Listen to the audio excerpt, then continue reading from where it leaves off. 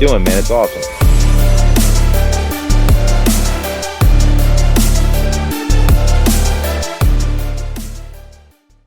Hey guys, it's Alex. Today I'm going to bring you another update on what's going on with the Fairmont, and I think I've gotten it to the point of potentially bringing it up to Lund Racing to have Ryan Eckhart start potentially fabbing up a turbo kit. I know it's going to take a very long time. He has a lot of work to do on the Grey Goose to get it ready for FL2K. So what I'm going to do on my end is try to do the little odds and ends that can take forever. Shoving the motor in, transmission in, and the manifolds in is easy. All the little dumb stuff takes a lot longer, and you guys need to realize that a project like this is going to take you months, if not years, depending on how often you work on it. So what I'm going to do, I'm just going to update you as to what I've done, give you the overall rundown of the car, just to kind of, I'm sweating, it's hot, it's a 90? What was it, 90? It was 90 earlier. Yeah, it's I think it was like 89. Yeah, but it's hot in here and muggy, fucking muggy, like stupid. Anyway, I wish the interior was cleaner so I can show you. You know what, I'm gonna clean it up and then I'll show you. Okay, let's give you a quick rundown as to what I've done to the car so far, and what the plans are. And if you guys have any suggestions, I'm sure you'll see what the deal is, and kind of like throw suggestions out there as to, hey Alex, you should do this, take a look at that, blah blah blah blah blah. But for now, let's kind of give a rundown of what I've done to the car. Okay, to start off with, I got Scott Rod panels. Yeah, I trimmed the door latch area pretty jacked up, but I don't recommend riveting. Riveting, honestly, in hindsight, being 2020, I would have literally done anything but riveted this. I would have put self-tapping screws on this son of a bitch before riveting. Why?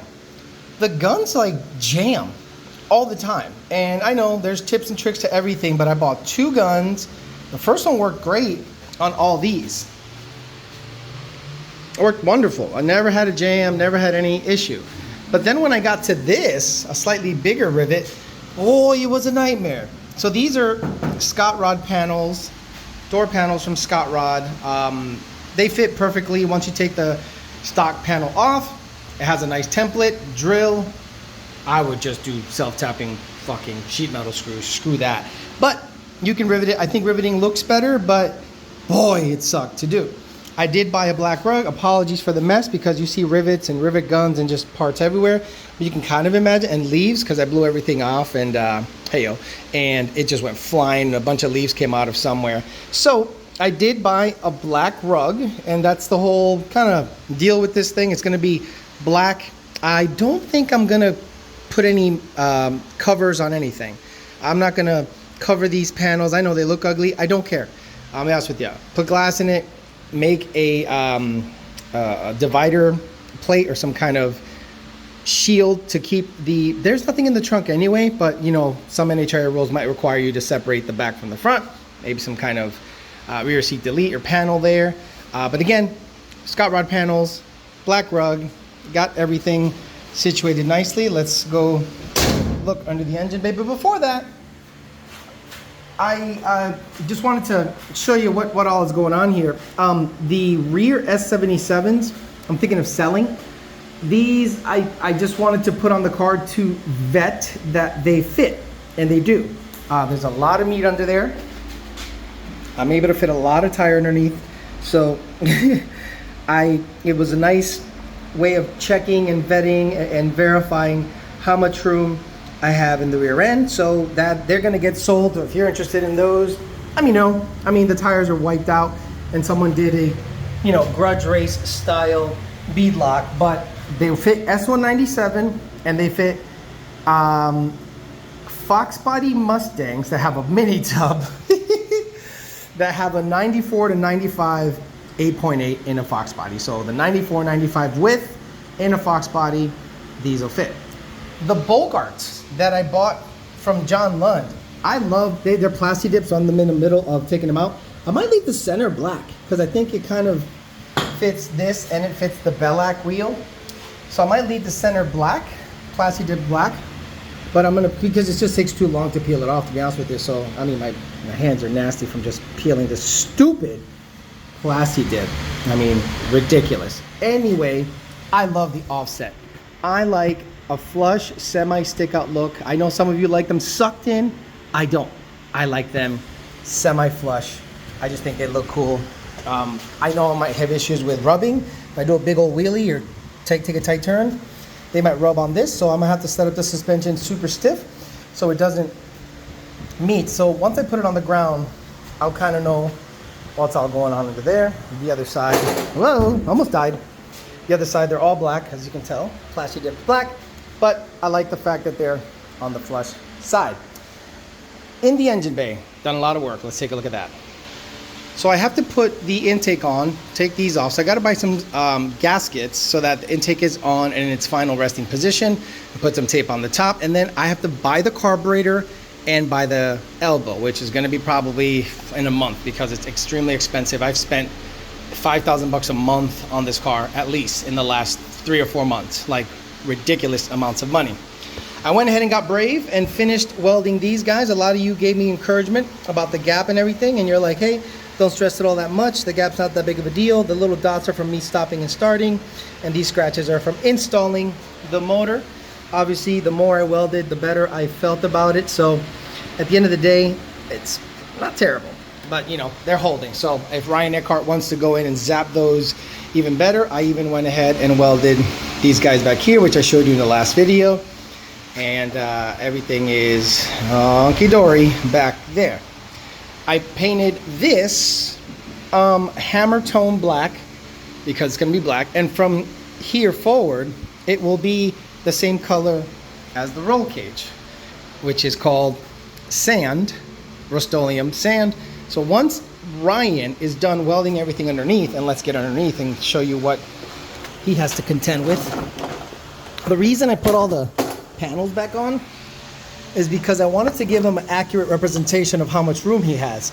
So obviously the Holley manifolds are going to be coming out here, and you know what, the more we think about it, the more this car might end up with twin turbos. I really wanted a big single because I thought I was going to have more room, but the way the radiator mount is does not allow for that. Now I'll ask Ryan, what's easier? Removing all of the mounting mechanisms, because this is the intercooler mounting. This is a Treadstone 1000 horsepower intercooler. It is thick. It's a thick boy. So if Ryan's like, well, you're gonna mount your bumper here.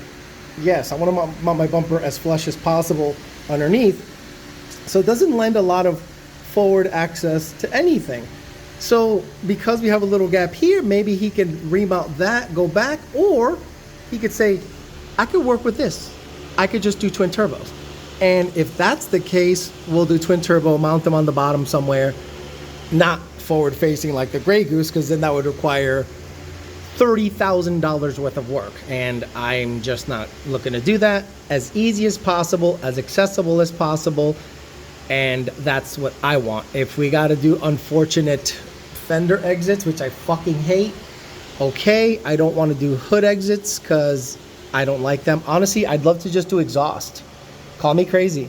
I just would love to do exhaust out the back. But because we have the manifolds facing a certain position, we might be able to just do twin turbo stuff. But Ryan is the guy that's going to determine that. I'm going to leave it up to him. Transmission. Got everything mounted. Stifler's mount fit nicely. It was just me being stupid. I'm going to probably weld these guys a little, you know, just to kind of shore up the mounting because it's pretty jacked up and bent.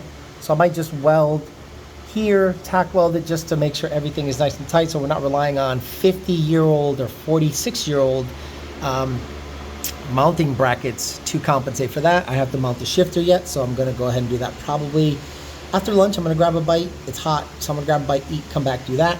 I'm not going to mount the torque converter or the starter yet. I'm going to make sure that the turbo kit, this is the final resting position for everything.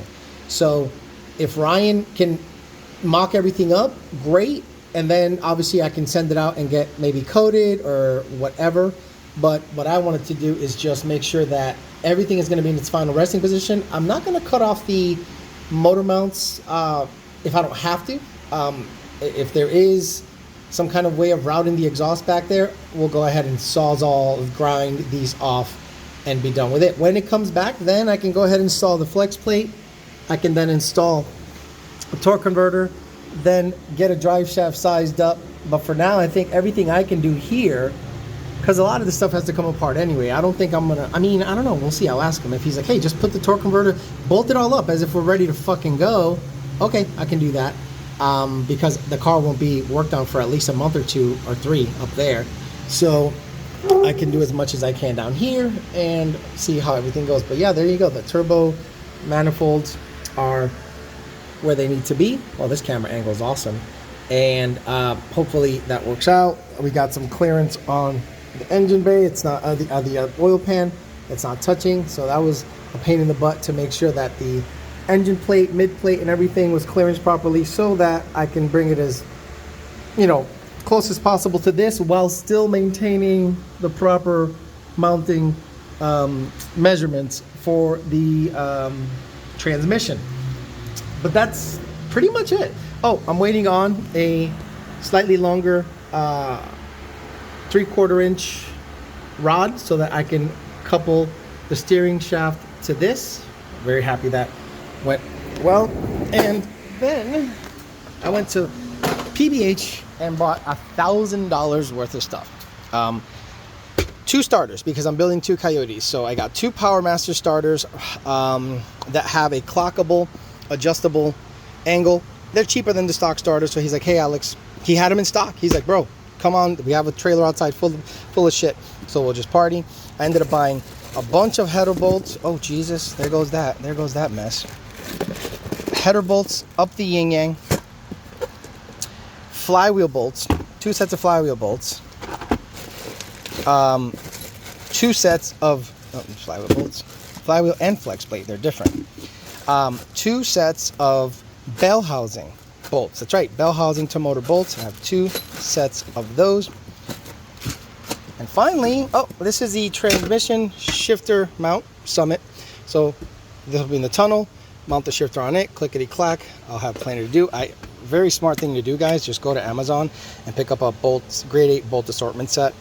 It's like $100. Probably sounds stupid expensive, but honestly, this is so good. I don't have to keep going back and forth to the store. So Amazon, $100. Go get it. Now let's open up this box. Show you what's going on in here. There we go. So phasers, tensioners, everything. So this is a Coyote Phaser Kit, because I'm going to be installing the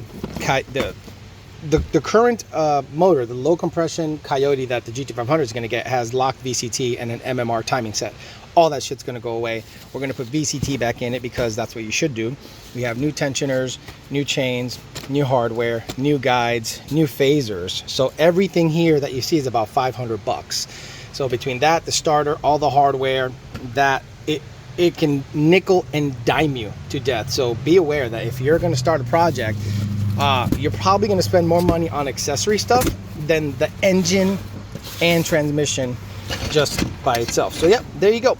Giving you guys a quick one take update. So hopefully you guys see that the money you guys give me on Patreon, appreciate you guys for that. The money that you guys did, super chats and all that stuff, is going right back into the project. Dying out here, it's 100,000 degrees, but once everything is done on my end and it goes to Lund Racing so Ryan can mess with it, I can then bring the Corvette in here. I can then bring the S197 in here and do whatever I need to do. The S197 right now is getting headers done by a local guy. Great kid, works at Mercedes down in Del Rey. He's like, bro, that program that got hacked is making everything slow at work. So I'm like, bro, here, take the car. If you can put the headers on, awesome. So I'm hoping to bring you an update on the S197 soon. All right, guys, thank you very much. Hopefully you guys realize that everything you guys provide to the channel goes right back into the projects to make me learn and bring you guys some knowledge as to what it takes to build something like this, get the S197 fixed up, Alec Bledo has finished tuning the Corvette, made 750 rear-wheel horsepower. Check out his video on Late Model Performance of MD, Late Model Performance on YouTube. So a lot of stuff going on with multiple cars. So hopefully I can get this guy out of here, start working on the GT500 once I buy some ComCam Stage 3s, NAs. That's what I'm gonna get on that car because that just works, and we have VCT, so it does what it does. And I can probably get the GT500 running pretty quickly when this guy is out and about getting his turbo kit done. All right, guys, many updates coming up with the Corvette, the S197 GT, the GT500, and the Fairmont. All 4 projects being worked on simultaneously. Thanks for listening, guys. I'll talk to you later.